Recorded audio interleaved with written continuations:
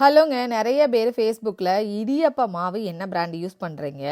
அந்த டோ எப்படி ரெடி பண்ணுறீங்க? ஷேர் பண்ணுங்க சிஸ்டர் அப்படின்னு கேட்டிருந்தீங்க. அவங்களுக்காக எங்கள் வீட்டில் இந்த இடியப்பமும் குருமாவும் இருந்தால் போதும், வாரத்தில் 5 நாள் வச்சு கொடுத்தா கூட சாப்பிட்ருவாங்க. யார் அப்படின்னா ஹர்ஷன் தான். அவனுக்கு ரொம்ப ஃபேவரட் இந்த இடியப்பம் அண்ட் குருமா. ஸோ இடியப்ப மாவு இந்தியன் கிராசரியில் பிராமின் அப்படிங்கிற இடியப்ப மாவு கிடைக்கும். ஸோ அது உங்களுக்கு எவ்வளோ வேணுமோ எடுத்துகிட்டு உப்பு எண்ணெய் சேர்த்துட்டு நல்ல சுடு தண்ணி சேர்த்து கலந்து விட்டுக்கோங்க. கை வச்சு கலந்தீங்க அப்படின்னா கை போயிடும். கரண்டி வச்சு நல்லா கலந்து விட்டுக்கோங்க.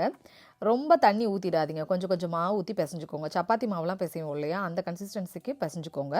சப்பாத்தி மாவோட கொஞ்சம் இலக்கமாக, அப்படி ரொம்ப ஹார்டாக இருக்க மாதிரி இருந்ததுன்னா நம்மளால் பிழிய முடியாது. ஸோ அதுக்கேற்ற மாதிரி நீங்கள் அந்த டோ வந்து ரெடி பண்ணிக்கோங்க.